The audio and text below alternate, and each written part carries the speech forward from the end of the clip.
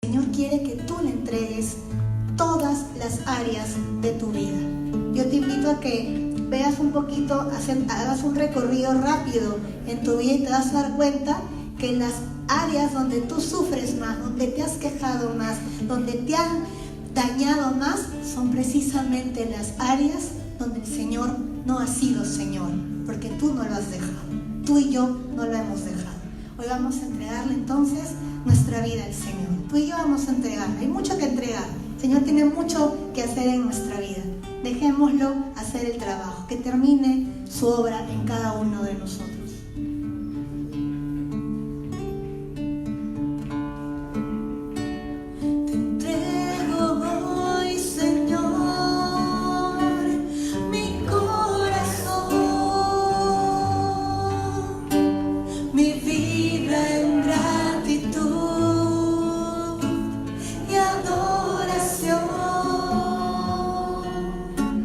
Amándote en verdad y confiando en ti, todo mi ser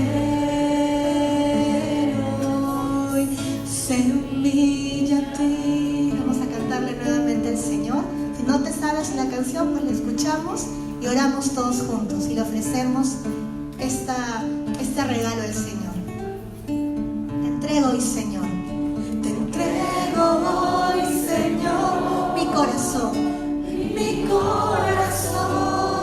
mi vida en gratitud, mi vida en gratitud y adoración, amándote en verdad, amándote en verdad, confiando en ti y confiando en ti,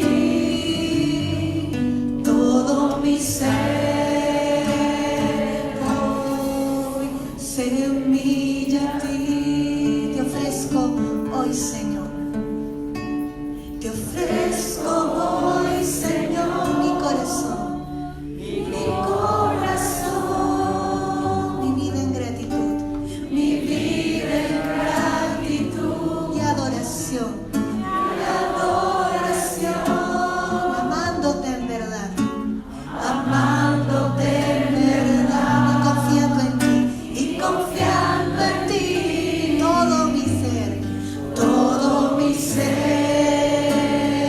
hoy se humilla a ti, porque eres digno,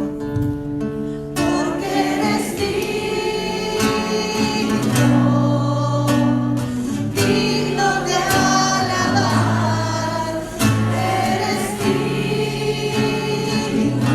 digno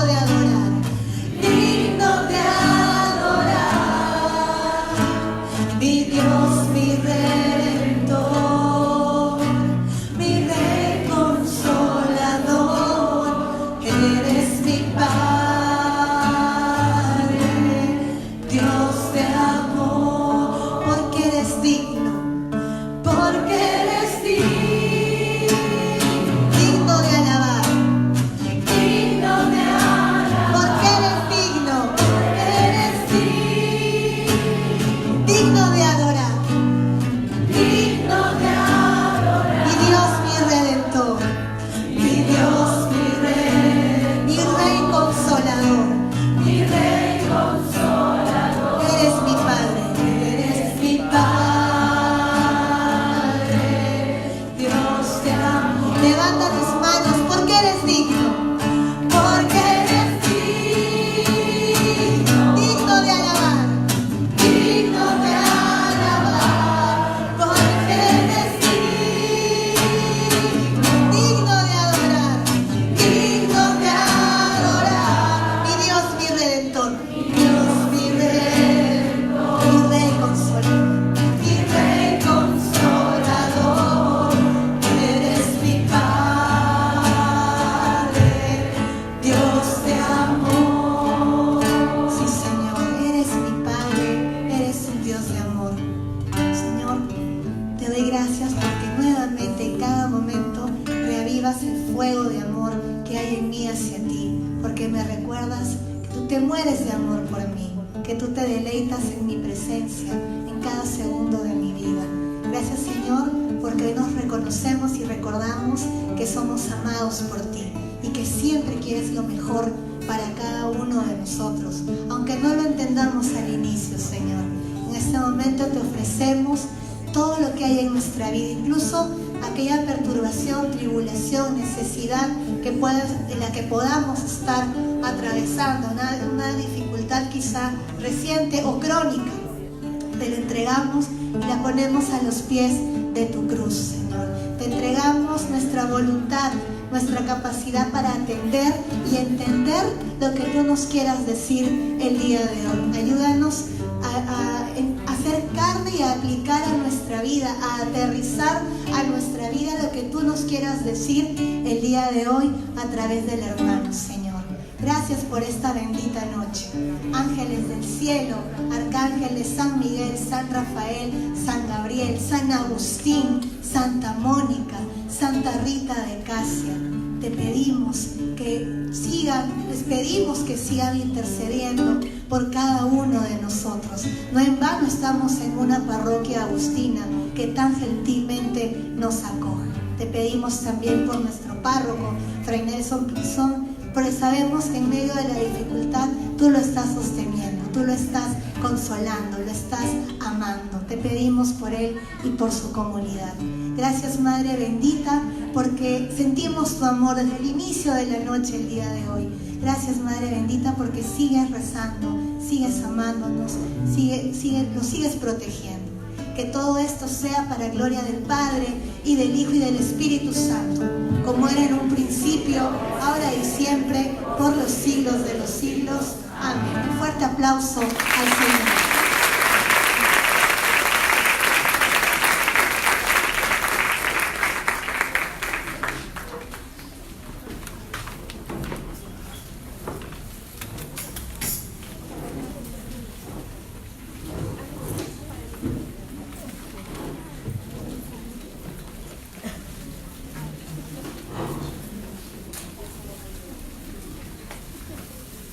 Hechos de los Apóstoles, capítulo 2, versículo 1.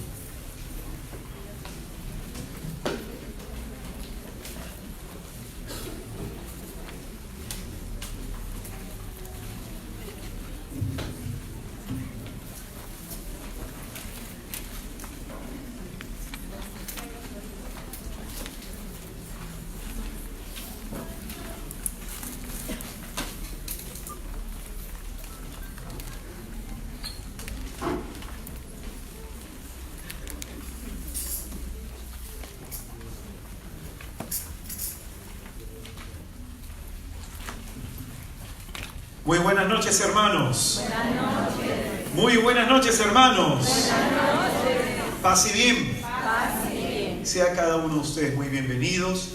Le damos la bienvenida. Nosotros somos misioneros de Santa María de Nazaret y nuestros hermanos de la comunidad de jóvenes adultos Adonai, quienes nos están sirviendo.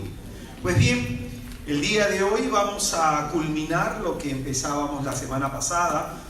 Lamentablemente hubo una confusión en secretaría, se nos dio el salón junto con otro grupo de personas.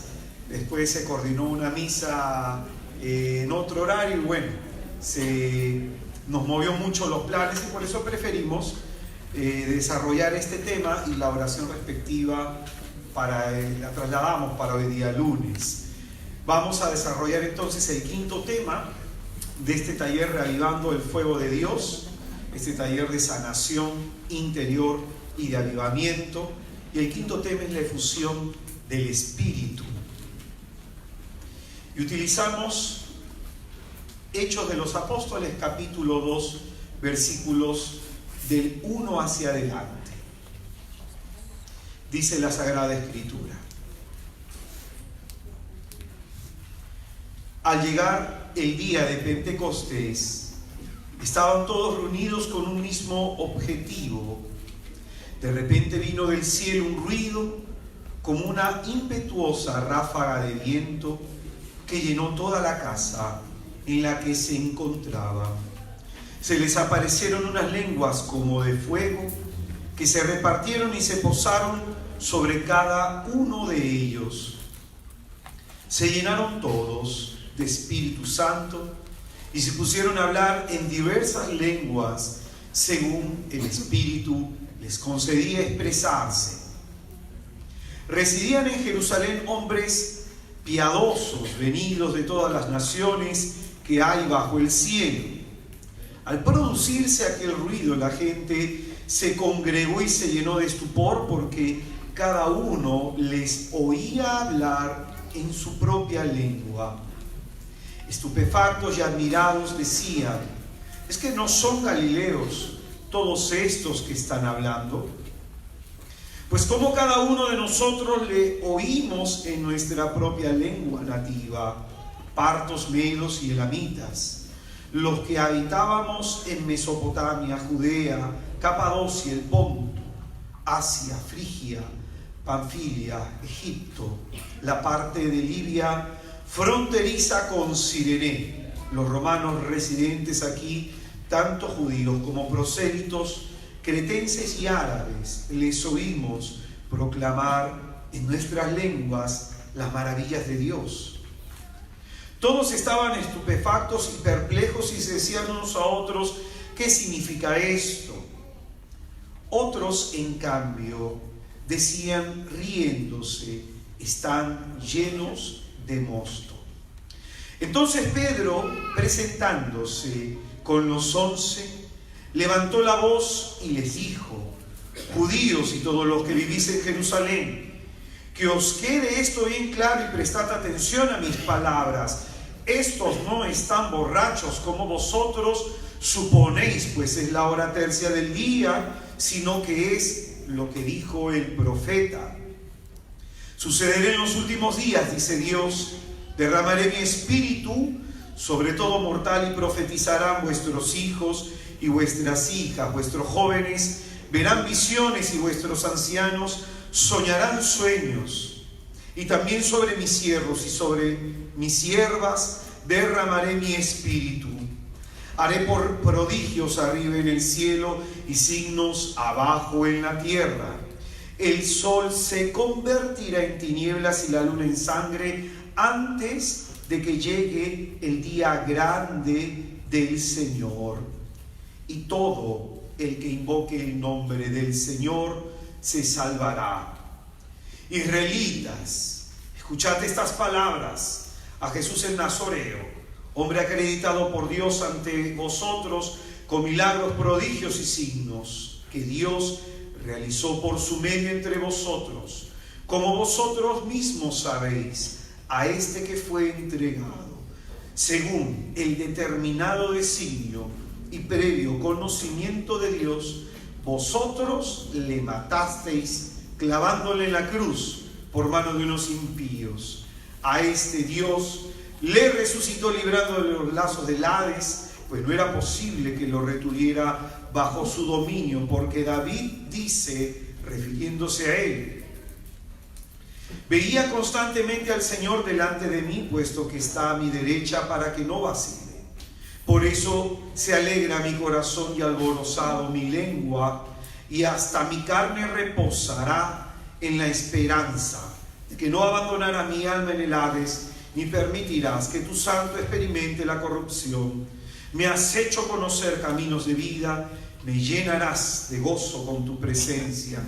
Hermanos, permitidme que os diga con toda franqueza que el patriarca David murió y fue sepultado, y su tumba permanece entre nosotros hasta el presente. Pero como él era profeta y sabía que Dios le había asegurado con juramento que se sentaría en su trono uno de su linaje, vio el futuro y habló de la resurrección de Cristo, que ni fue abandonado en el Hades, ni su carne experimentó la corrupción. A este Jesús Dios le resucitó, de lo cual todos nosotros somos testigos. Así pues, exaltado por la diestra de Dios, ha recibido del Padre el Espíritu Santo prometido y lo ha derramado. Esto es lo que vosotros veis y oís, pues David no subió a los cielos y sin embargo dice: dijo el Señor a mi Señor, siéntate a mi diestra hasta que ponga a tus enemigos por escabel de tus pies. Sepa pues con toda certeza todo Israel que Dios ha constituido Señor y Cristo a este Jesús a quien vosotros habéis crucificado. Al oír esto, dijeron con el corazón compungido a Pedro y a los demás apóstoles: ¿qué hemos de hacer, hermanos? Pedro les contestó: convertíos y que cada uno se haga bautizar en el nombre de Jesucristo para perdón de vuestros pecados, y recibiréis el don del Espíritu Santo. Pues la promesa es para vosotros y para vuestros hijos y para todos los que están lejos, para cuantos llame el Señor Dios nuestro. Con otras muchas palabras les conjuraba y les exhortaba: poneos a salvo de esta generación perversa. Así pues, los que acogieron su palabra fueron bautizados, y aquel día se les unieron unas 3,000 personas. Es palabra de Dios.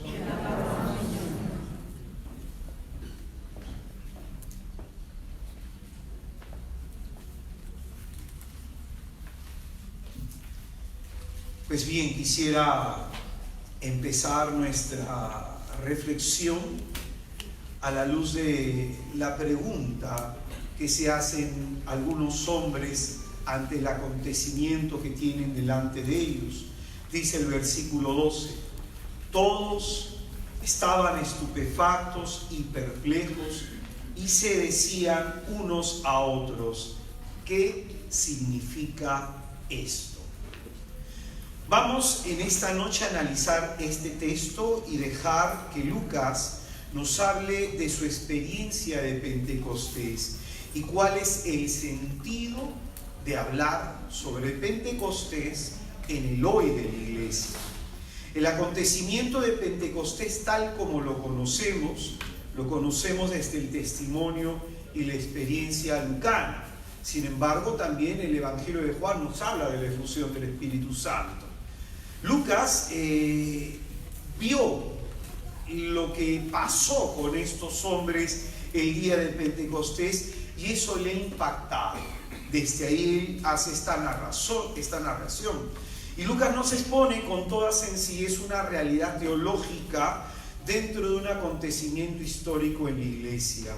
Él sitúa este acontecimiento 50 días después de celebrar la Pascua judía, 50 días después de la pasión de nuestro Señor.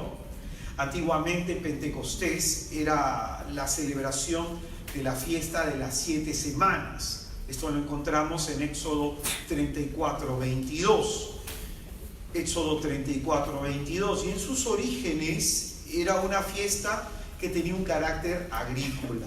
Se trataba de una festividad de recolección, por lo tanto era un día de regocijo y de acción de gracias. Esto también lo puedes ver en Éxodo 23:16. En esta fiesta se recogían las primicias de todo lo producido de la tierra y se le ofrecía a Dios. Más tarde esta celebración se convirtió en un recuerdo y en una conmemoración de la renovación de la alianza y del Sinaí. ¿Amén? ¿Se acuerdan que hemos hablado de Jeremías en esta semana que ha pasado? Y sobre todo Jeremías nos hablaba de algo que era muy importante: la conversión del corazón. Esto tiene que ver con Pentecostés.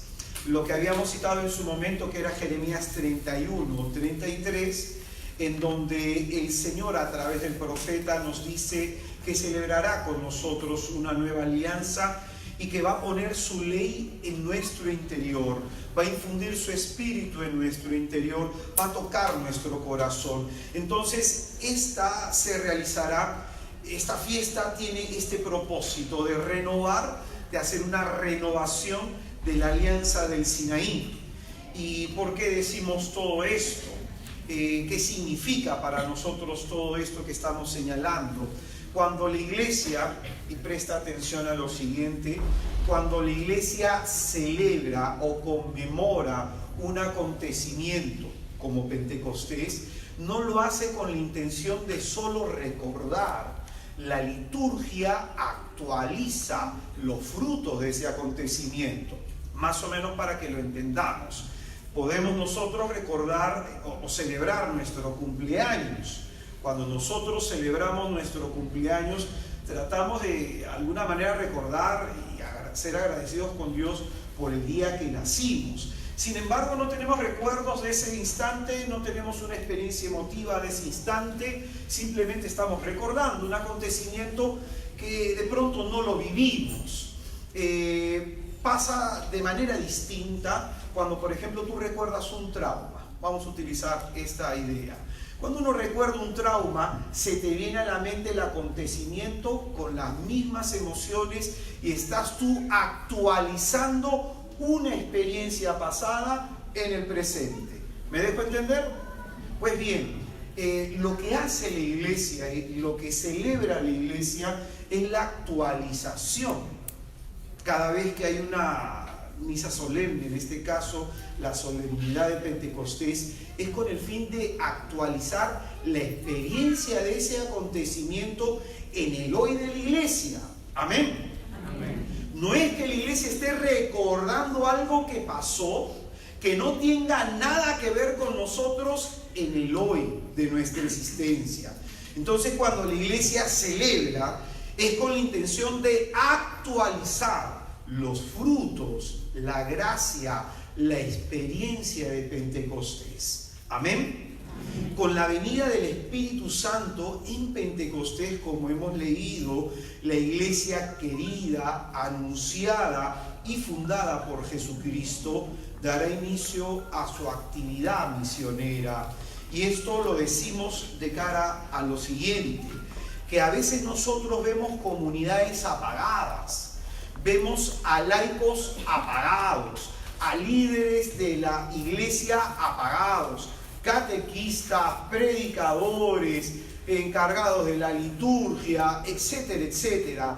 Vemos a gente apagada en la iglesia y en esta gente se evidencia algo que también la semana pasada hemos enseñado. En el primer día, cuando hablábamos del sentido del avivamiento, hablábamos de aquello que San Pablo le decía a Timoteo, que hay que reavivar el fuego de Dios que había en él. Entonces podemos nosotros encontrar a hermanos que probablemente se han quedado en el tiempo pascual de solamente ver a Cristo crucificado, trascender por ahí a la experiencia de resurrección y probablemente no han avanzado a la experiencia de Pentecostés. Escucha bien, hermano, si en tu cristianismo no sabes quién es el Espíritu Santo en profundidad, tú tienes un cristianismo a medias.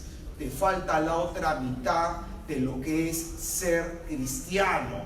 El acontecimiento de Pentecostés se da porque hubo la pasión, la muerte y la resurrección de Jesucristo, como acaba de explicar San Pedro a la iglesia naciente en aquel momento.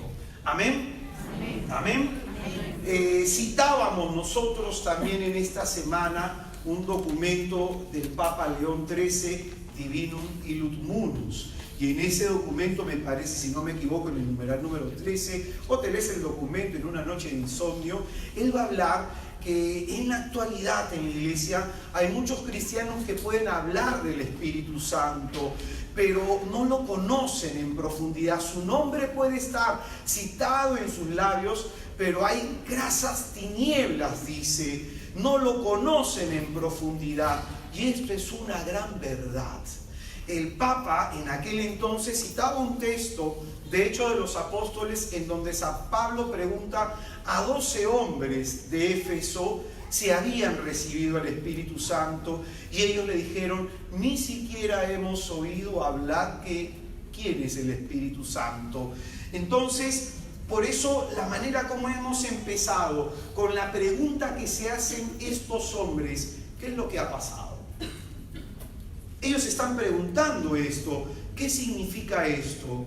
Y esta pregunta da el motivo por el cual Pedro explica todo lo demás.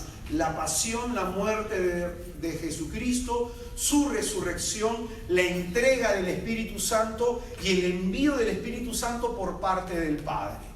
Entonces, este acontecimiento, ¿qué nos quiere decir hoy en la iglesia? Porque a veces cuando se habla del Espíritu Santo, se habla de temas sobre la efusión del Espíritu Santo, temas de bautizo del Espíritu, se piensa que simplemente es para un grupo de cristianos en la iglesia.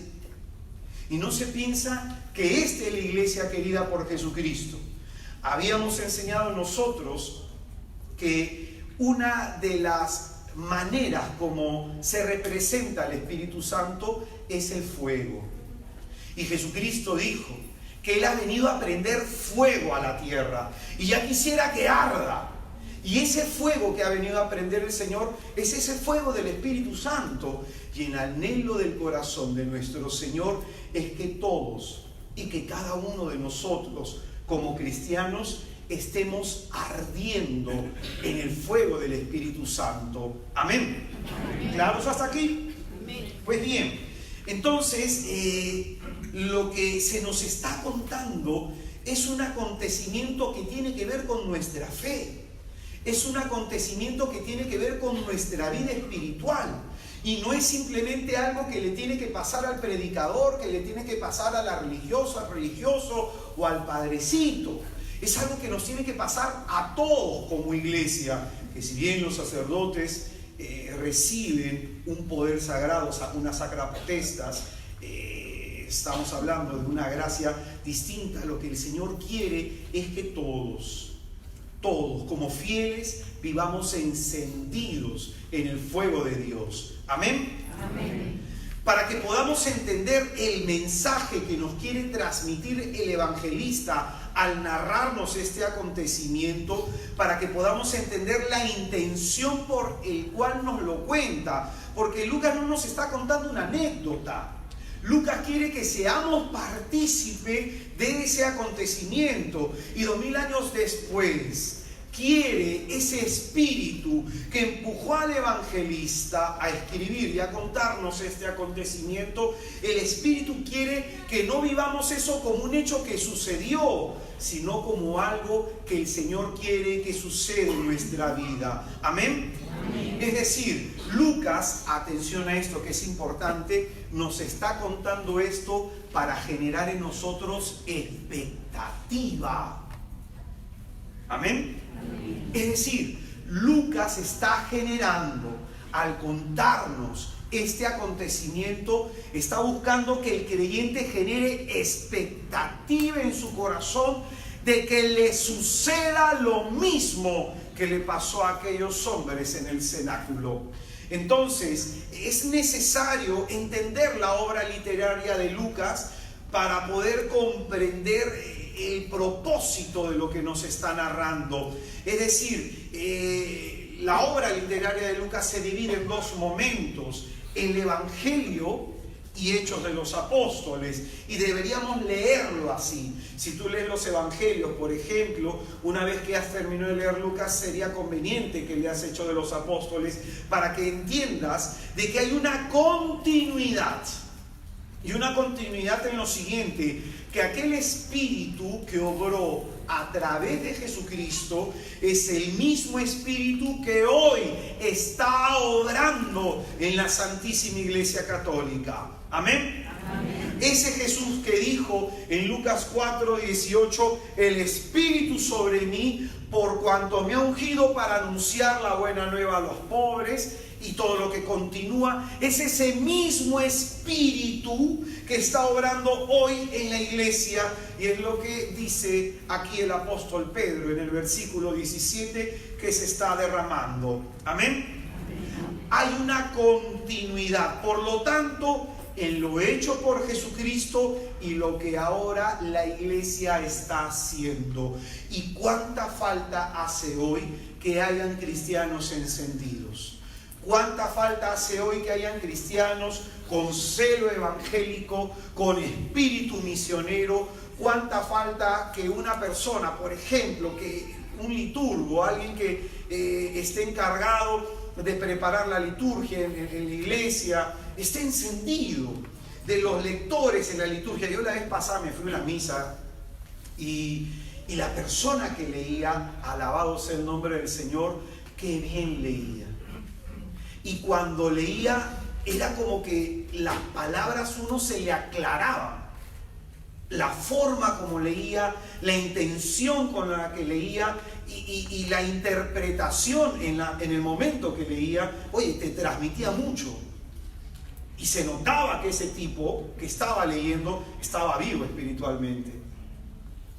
Hay otras personas que no, que leen y no se entiende, incluso hasta tan bajito que no se percibe la palabra de Dios. Pero qué importante es aspirar a eso, a una iglesia encendida, a una parroquia encendida, a grupos de oración, a cenáculos de oración, a gente que vive encendida, que vive en ardor por Dios, en celo por amor a Dios, como también hablábamos del profeta Elías. El Señor de pronto quiere subrayar para nosotros la importancia del Espíritu Santo, y esto se nos muestra en Juan capítulo 16 versículo 7.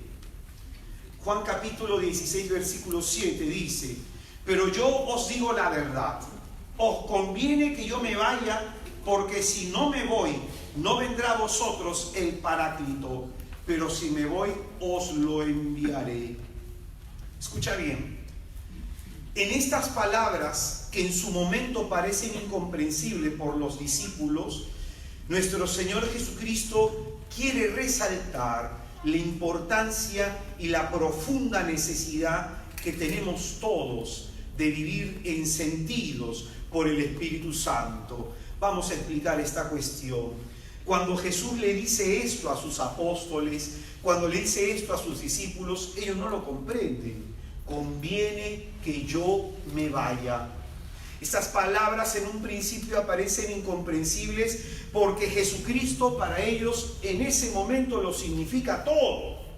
Y el Señor les está diciendo: a ustedes les conviene que yo me vaya, porque si no me voy, no vendrá el otro intercesor, no vendrá el Paráclito, no vendrá el Espíritu.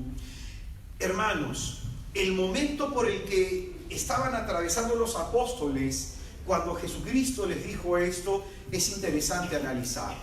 Si tú vas a ver del capítulo 14 hacia adelante, ellos sentían miedo de seguir a Jesús. ¿Qué sentían? Miedo. Fuerte, ¿qué sentían? Miedo. Lo segundo que va a describir Juan, su corazón estaba perturbado, estaban con tristeza. ¿Qué más sentían? Tristeza. ¿Qué más sentían? Tristeza. Y lo tercero que se va a mostrar es que ellos no entienden nada de lo que está haciendo Jesús. Hay una confusión, no entienden lo que está pasando. ¿Qué más hay en ellos? Confusión. Entonces, hay miedo, hay tristeza y hay confusión. ¿Amén? Amén. ¿Qué significa entonces estas palabras de Jesús? Conviene que yo me vaya, si no, no vendrá a ustedes el Paráclito. Los discípulos, los apóstoles estaban pasando, atención, por el peor momento espiritual de sus vidas. Jesucristo no les habló sobre el Espíritu Santo en el mejor momento de su vida espiritual. No lo hizo al comienzo cuando estaban encendidos. No lo hizo cuando ellos fueron a la misión de los 72. No lo hizo en ese acontecimiento. Esperó el Señor que estuvieran en esa situación, que estuvieran en esa condición, para recién entender la necesidad sobre oír hablar del Espíritu Santo. Amén. Amén. ¿Qué significa eso? El peor momento de tu vida espiritual es el mejor momento para que oigas sobre el Espíritu Santo. Amén. Amén. Tú puedes estar hoy lleno de miedos. Si te botan de la casa, si se va tu marido, qué le va a pasar a tu hijo, y cómo vas a hacer con esto, y cómo vas a hacer con lo otro, y eso te angustia el corazón. Y probablemente también hay tristezas en ti, porque hay cosas que no te salen. Estás frustrado porque hay cosas que no te han salido en la vida. Ha fallecido un ser querido, has perdido a alguien, te estás en un proceso de divorcio, estás pasando probablemente por una etapa difícil de aridez, de sequedad, y probablemente no entiendes nada. ¿Por qué, Señor, a mí?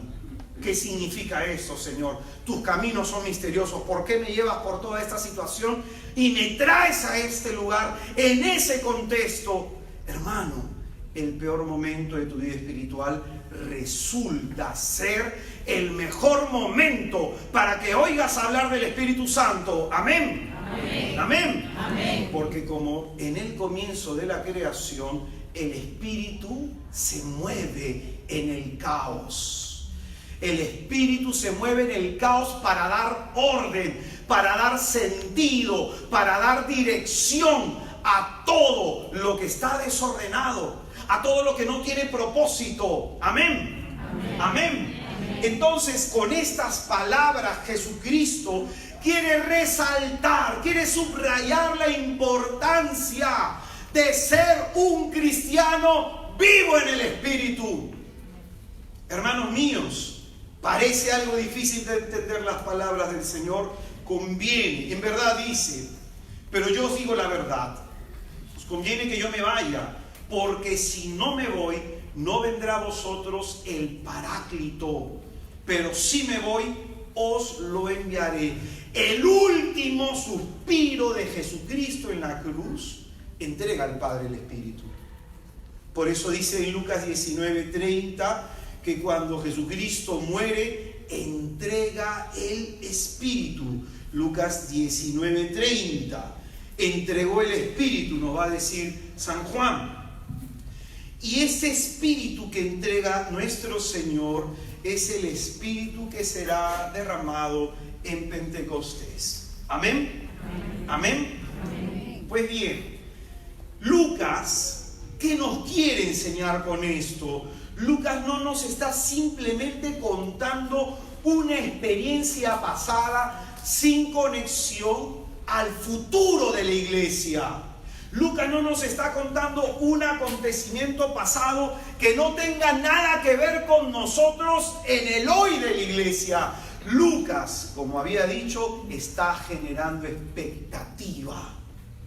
Está generando en nosotros expectativa. Este acontecimiento le ha impactado tanto a Lucas. Por eso este acontecimiento lo narra con una intención impresionante.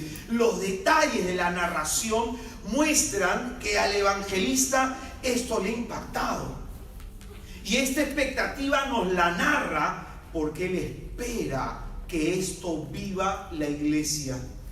Amén. Amén. Amén. Amén. Él ha sido testigo privilegiado de lo que el Espíritu Santo es capaz de hacer en el hombre, de cómo el Espíritu Santo puede transformar a una persona. El evangelista ha visto cómo el Espíritu ha obrado en la iglesia primitiva de manera impresionante. Ha visto cómo ha movido a Pedro, a Pablo, a Felipe, a Esteban, a Apolo, a este matrimonio Aquila y Priscila y a tantos hombres utilizados por Dios con poder. De ahí que cuando él escribe su evangelio, lo hace desde esta misma experiencia. Por eso vemos en su evangelio que está impregnado todo su evangelio de la acción constante del Espíritu Santo. Su evangelio busca generar en nuestros corazones que pongamos nosotros nuestra atención y nuestro anhelo en el Espíritu. Si tú lees solamente desde el primer capítulo de Lucas hacia adelante, vas a ver esto. Por ejemplo, en Lucas capítulo 1, ya en el versículo 15 dice: por eso será grande ante el Señor, no beberá vino ni licor, estará lleno de Espíritu Santo ya desde el seno de su madre. ¿De quién está hablando Lucas? De Juan el Bautista. En el mismo capítulo 1, en el versículo 35, dice: el ángel respondió: el Espíritu Santo vendrá sobre ti y el poder del Altísimo te cubrirá con su sombra. Por eso, el que ha de nacer será santo y se le llamará Hijo de Dios. Este es el momento de la encarnación. Lucas 1:41. Dice la Escritura: En cuanto oyó Isabel el saludo de María, saltó de gozo el niño en su seno. Isabel quedó llena de Espíritu Santo y exclamó a gritos: bendita tú entre las mujeres y bendito el fruto de tu seno. Como nos damos cuenta, su evangelio va a estar impregnado de la acción del Espíritu Santo. Lucas 2, versículo 26, dice: el Espíritu Santo le había revelado que no vería la muerte antes de haber visto al Cristo del Señor. ¿Sobre quién está hablando en este pasaje? Muy bien. Vamos a otro texto. En Lucas capítulo 4, versículo 1. Jesús, lleno de Espíritu Santo, se volvió del Jordán y era conducido por el Espíritu en el desierto. Lucas nos presenta acá que es el Espíritu quien conduce a Jesucristo en medio de la tentación del desierto. Dice también en Lucas capítulo 4, versículo 18: el Espíritu del Señor sobre mí, porque me ha ungido para anunciar a los pobres la buena nueva, me ha enviado a proclamar la liberación a los cautivos y la vista a los ciegos, para dar la libertad a los oprimidos y proclamar un año de gracia del Señor. Vamos a otro texto. Lucas capítulo 10.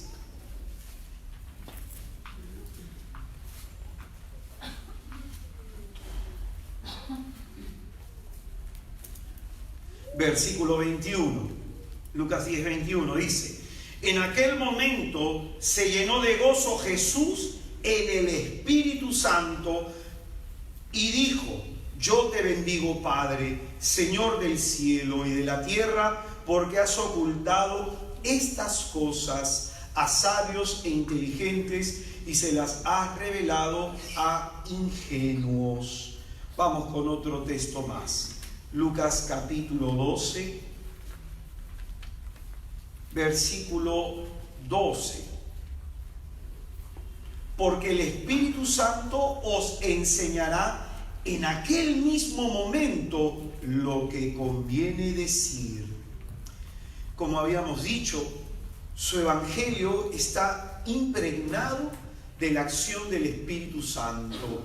Y esta acción del Espíritu Santo en Jesús es la misma acción del Espíritu Santo en el hoy de la iglesia. Y lo que Lucas nos va a mostrar es que muy importante es esto, que tres cosas van a ir de la mano: la oración, la efusión del Espíritu Santo y el gozo. Tres cosas van de la mano: la oración, la efusión del Espíritu Santo y el gozo.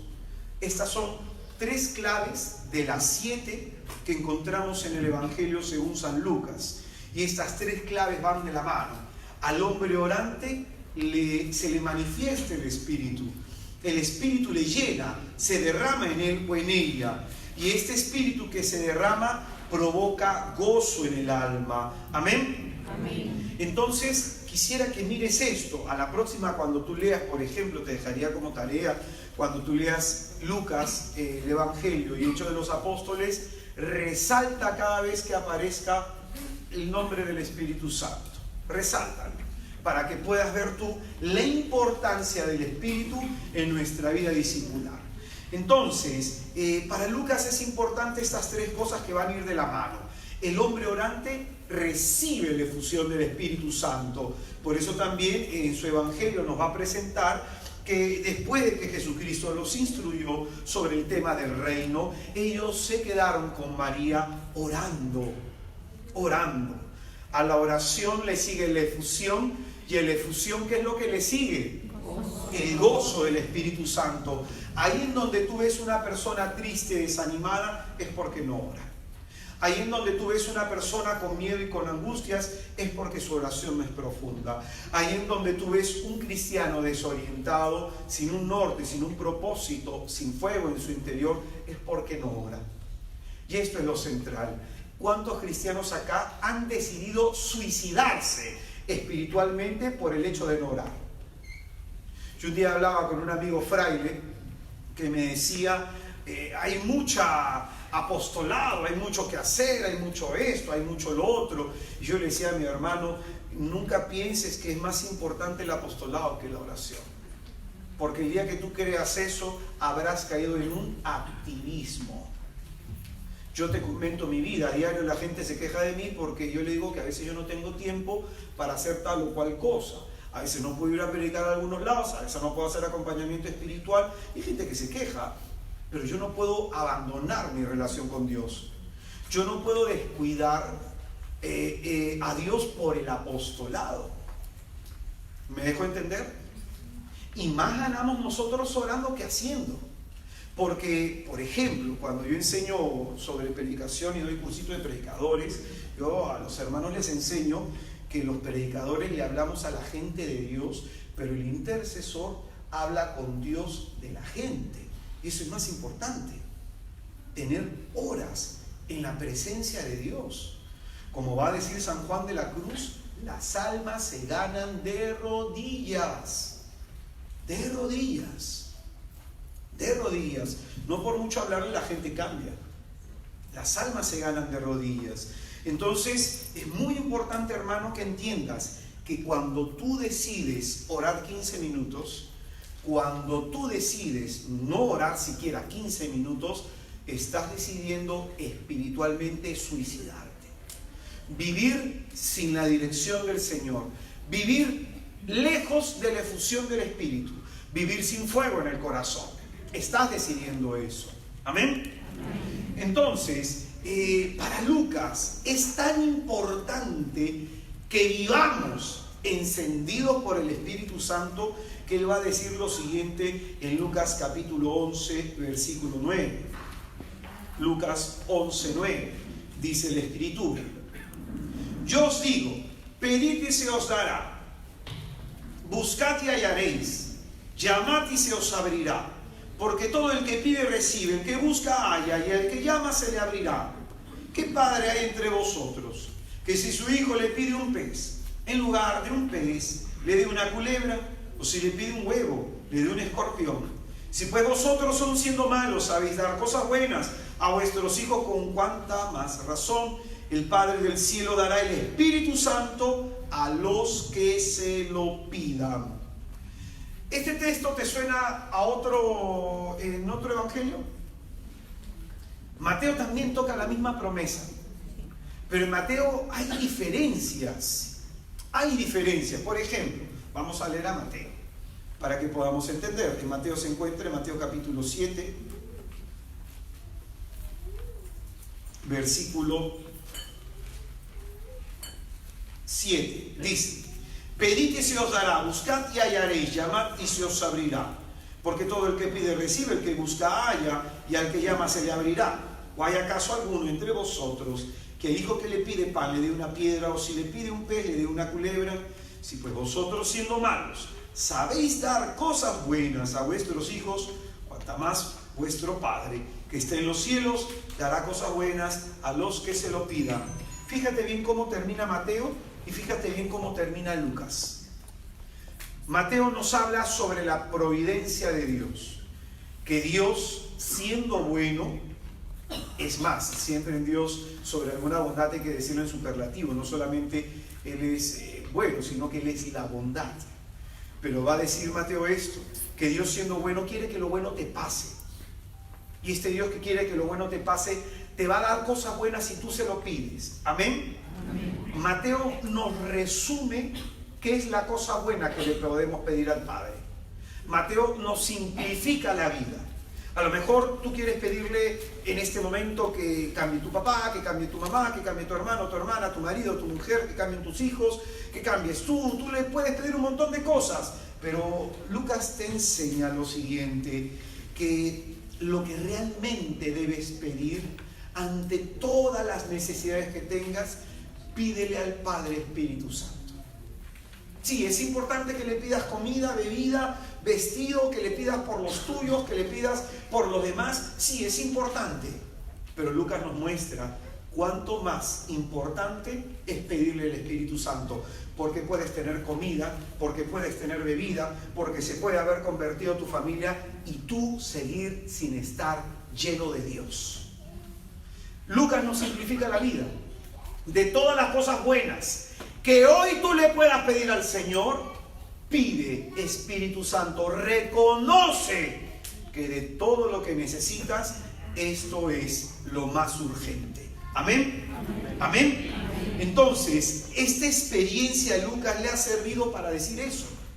Lucas está haciendo una variante a diferencia de Mateo, porque a Lucas le interesa ver a cristianos encendidos en la iglesia, no a cristianos apagados, porque un cristiano encendido no se va a quejar. Un cristiano encendido no va a ser mediocre. Un cristiano encendido no va andando en chismes, en murmuraciones, en enredo. Un cristiano encendido no va a ser orgulloso, ni soberbio, ni altanero. Un cristiano encendido va a vivir la alegría de Dios.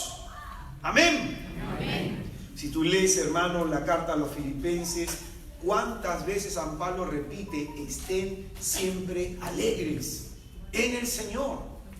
Y ese San Pablo que repite en Filipenses, estén siempre alegres en el Señor, es el mismo San Pablo que luego en Efesios dirán: no se emborrachen con vino, sino con el Espíritu Santo. Es decir, el Espíritu Santo embriaga el alma del hombre de tal manera que pasa lo que sucede en Pentecostés. ¿Qué sucede en Pentecostés? Pedro dice: no piensen que estamos borrachos, siendo una hora tan temprana del día. ¿Y por qué la gente pensaba que estaban borrachos? Porque había un gozo, porque había una alegría, porque había una actitud. Quiero que escuches bien esto. A una persona ebria con alcohol se le nota a 5 cuadras de distancia. Se le nota más cerca, porque está desinhibido, porque se le nota en el olor, se le nota en los ojos, se vuelven algunos más sueltos, ¿cierto? Entonces dice Lucas con esto que a nosotros también significativamente se nos tiene que notar. Un cristiano embriagado del Espíritu significativamente se tiene que notar. ¿Y en qué se le nota? Principalmente en la alegría, en el gozo, en uno de los primeros frutos del Espíritu Santo, lo que nos dirá Pablo en la carta de los Gálatas. Entonces, a diferencia de Mateo, que nos dice que hay que pedir al Padre cosas buenas, Lucas nos dice y nos mueve a lo siguiente: la cosa buena que en esta hora te hace falta es el Espíritu Santo. ¿Amén? Amén. ¿Amén? Amén. Por eso, cuando preguntan ellos, ¿qué significa esto? ¿Qué está pasando? ¿Qué significa esto que Lucas nos cuenta? Lucas quiere que la iglesia experimente lo siguiente: del acontecimiento de Pentecostés a un Pentecostés personal. Esto es lo que quiere Lucas enseñar. Que ese acontecimiento es una realidad que Dios uno y trino quiere que experimentes tú. Que ese acontecimiento es una realidad que Dios quiere que tú vivas. Amén. Amén. Hay gente que un día me dijo: hermano, pero si yo de pronto ya he tenido una efusión, hay alguien que me dijo: hermano, pero yo he sido ya bautizado, he recibido mi confirmación, he recibido la plenitud del Espíritu Santo. Sí, pues, nadie dice lo contrario, pero acuérdate que a veces la gracia en nosotros se puede debilitar y se puede perder. Se puede perder. Decíamos nosotros en la semana pasada que el Catecismo de la Iglesia Católica nos enseña con respecto al pecado, que el pecado no solamente refuerza la actitud de volver a pecar, sino que incrementa en nosotros esa fuerza. ¿Cuántos acá se sienten libres? ¿Cuántos acá sienten que hay gozo en su corazón, que están viviendo una vida en el Espíritu en plenitud? Y que eso les da la capacidad de amar a sus mujeres, de amar a sus maridos, de amar a sus hijos y de vivir con alegría, a pesar de todas las tribulaciones que puedan tener. A eso nos referimos. A eso nos referimos. ¿Amén? Amén. Y por eso es que en el comienzo hemos hablado del consejo de San Pablo a Timoteo: reaviva el fuego de Dios. El título más o menos por el que va este tallercito. Y también hemos analizado de pronto las confesiones de Jeremías, Jeremías, en sus confesiones, él cuenta su testimonio, y no solo su testimonio, la experiencia relacional con Dios. Y Jeremías de pronto en un momento apartó su corazón, a pesar que físicamente estaba en las cosas del Señor. Y el Señor lo llama a otra conversión. Por eso en la vida espiritual, hermanos, uno no solamente se llena una vez, sino uno constantemente tiene que buscar ser lleno del Espíritu. Amén. Amén.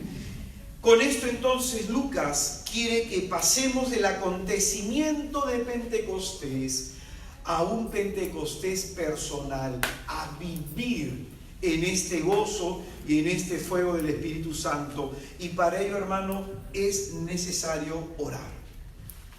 Es necesario orar. Si tú tienes mucho apostolado y tu apostolado no te deja orar, ¿qué tienes que dejar? El apostolado.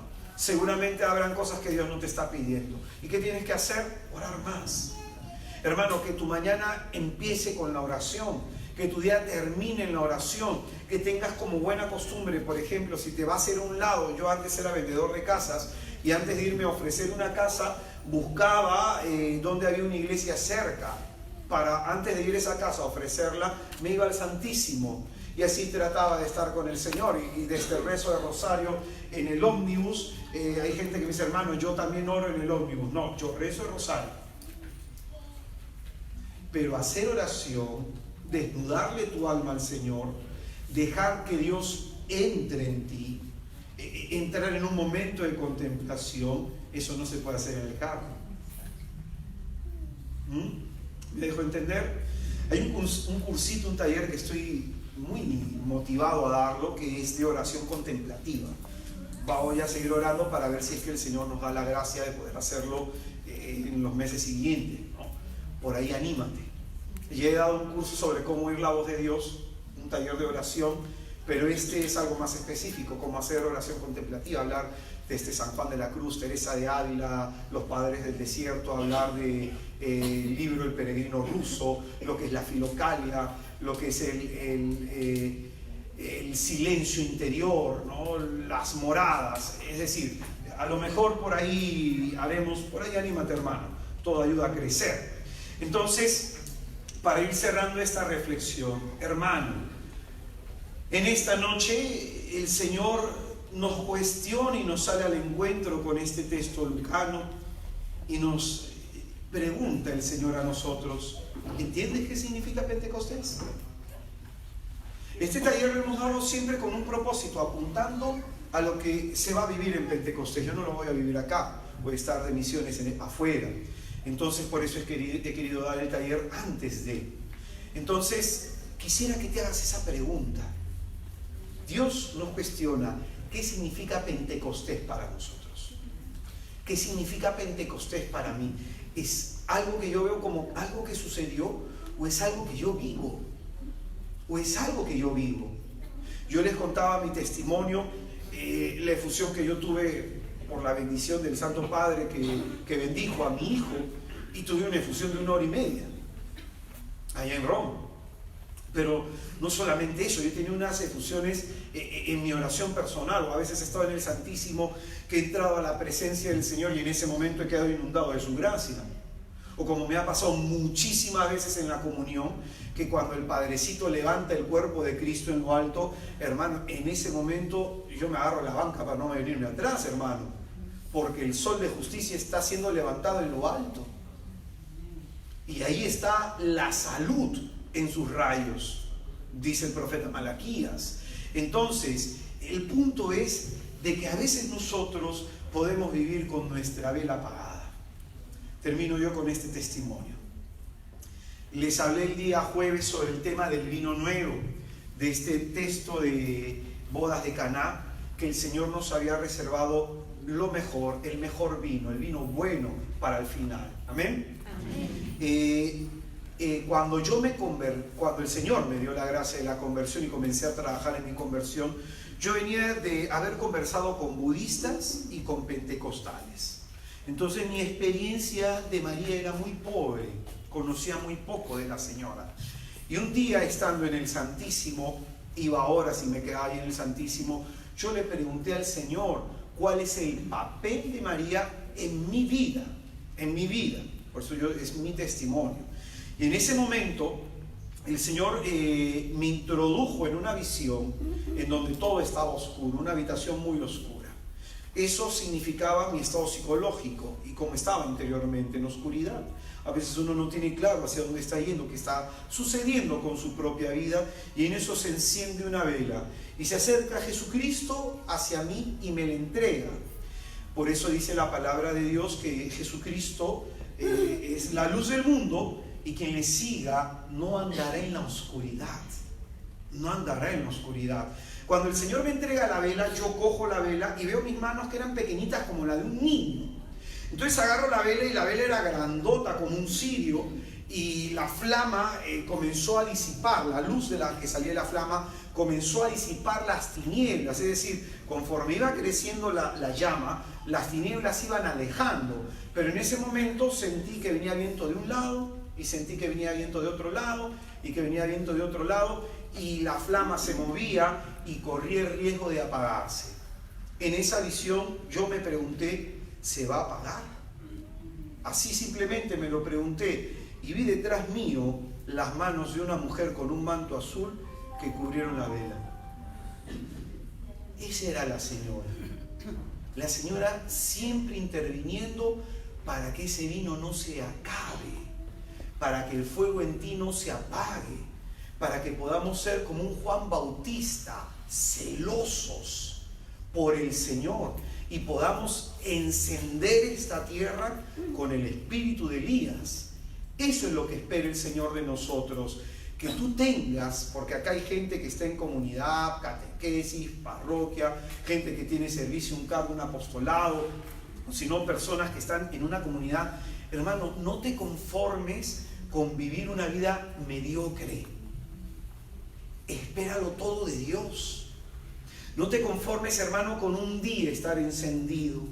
Dios te puede mantener para curiosidad de los que te miren, como para Moisés te puede mantener esa hoguera encendida siempre. Si esa sarda no se consumió, fue porque la presencia de Dios le estaba encendiendo. No era cualquier fuego el que prendió Dios en esa zarza, era fuego de Dios. Y tú y yo que somos paja, tú y yo que somos tan frágiles, así podemos estar de encendidos, para curiosidad de todos los demás. Para curiosidad de todos los demás.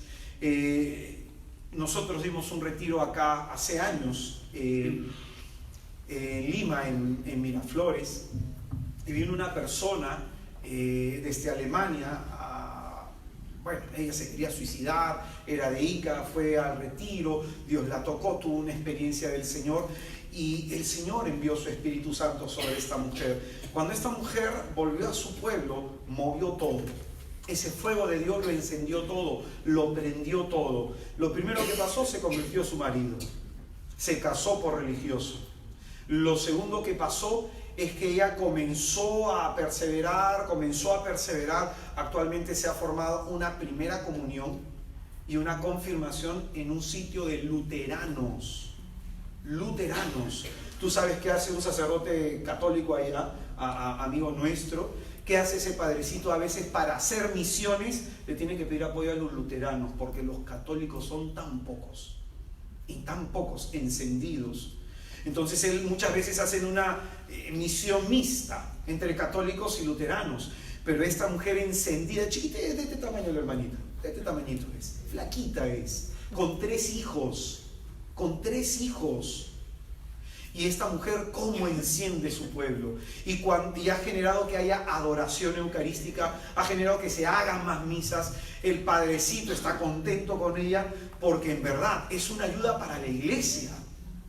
Yo en esta semana hablaba con un grupo de hermanos y yo le decía que yo conozco a muchos amigos sacerdotes, que en verdad se cumple lo que dice el documento de Aparecida, que hay sacerdotes que por el desánimo de los laicos están apagados. Por la falta de compromiso de los laicos están apagados. Y a mí me tocó orar muchas veces por muchos sacerdotes. Este sábado que hemos estado haciendo un evento de jóvenes, que hemos estado orando, el Señor me pidió orar por un padrecito, y le escribo al hermano después y me dice: hermano, justo y necesario. Porque en verdad, hermano, qué terrible es no tener gente con quien trabajar. Un día un párroco de la Santísima Cruz de Barranco, que me llamó a mí a trabajar como misionero en su zona, me dijo: hermano, te quiero encargar una zona de misión. Yo encantado, le dije. Y yo le dije: ¿y con quién voy a trabajar? Hermano, eso es lo bueno, estás tú solo. Empiezas de cero. Hermano, yo alegre, ¿eh? Junté a 6 viejitas, pero encendidas. Me fui al mercado de Barranco, hablé por ahí, la mayorcita. Luego conocí una señora que tenía una casa grandota y en su casa tenía una capilla. Yo dije: alabados a Jesucristo, esto es providencia, acá va a ser el point. Entonces agarré a otra que como le encantaba hablar por teléfono y llamaba a la sultana, a la mengana, que conocía aquí, que conocía allá. Hermano, las 6 me ayudaron a evangelizar y terminamos haciendo cenáculos de la señora, en donde ya no entraba la gente en la casa. Yo salí de ese servicio, tú sabes, de allí, de ese grupo, terminaron 50 misioneros, sin contar a los que iban a rezar el rosario. Terminaron 50 misioneros y de ahí salió el que hizo lo que es la adoración eucarística, los jueves eucarísticos en la Santísima Cruz de Barranco. Tú sabes, todavía a la actualidad se siguen reuniendo de esos grupos que formamos gente en las casas a rezar el rosario. Dios nos quiere encendidos. ¿Por qué la limitación de la edad?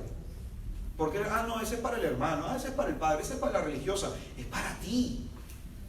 Porque si tú no quieres meter la mano en el arado, dice el Señor, que el que no recoge conmigo, el que no está conmigo, entonces, hermano, ¿qué vas a hacer tú saliendo de acá? Lo primero que tienes que hacer es evangelizar. En tu trabajo, a tu familia, en el carro, donde fuera, hermano, donde fuera, hablar de Jesucristo es lo mejor que se nos ha concedido. Es lo mejor que se nos ha concedido. Hay un documento en donde Pablo VI, Evangelii Nuntiandi, él va a decir lo siguiente, ¿no? Que el mundo moderno, el mundo contemporáneo en el que vivimos, la gente corriente no gusta oír charlas ni predicaciones, dice. Pero si la gente escucha, es porque el que predica tiene testimonio. Y va a decir además, el elemento que necesitamos para evangelizar en nuestro tiempo es el testimonio. Un testimonio de vida. Tenemos que suscitar en la gente curiosidad. ¿Por qué este habla así? ¿Por qué este se comporta así? ¿Por qué este actúa así? ¿Por qué esta persona tiene algo distinto a mí? Esa curiosidad, dice, es el primer anuncio, que provoquemos curiosidad en los demás. Y el segundo anuncio es que cuando nos pregunten por nuestra fe y por nuestro estilo de vida, ahí les anunciamos a Jesucristo. ¿Amén? Amén. ¿Amén? Este es el documento muy bueno, muy bueno. Si tú quieres evangelizar, por ejemplo, para una espiritualidad, para la misión, ese documento te va a ayudar muchísimo. También Homo Milenio Ineunte de Juan Pablo II, muy buen documento, que hay que leer los documentos de la iglesia. Entonces, hermanos míos, para terminar, ¿qué vamos a pedirle al Señor? ¿Y por qué? ¿Tú lo deseas? Porque para yo pedir Espíritu Santo, ¿qué dijo Jesucristo? Si alguno tiene sed. O sea, si yo estoy saciado, yo no pido agua, ¿cierto? Mi necesidad me hace buscar. Entonces, si tú en esta hora reconoces que tienes necesidad de Dios, pide el Espíritu Santo. ¿Amén? Amén. Vamos a ponernos en pie para hacer oración.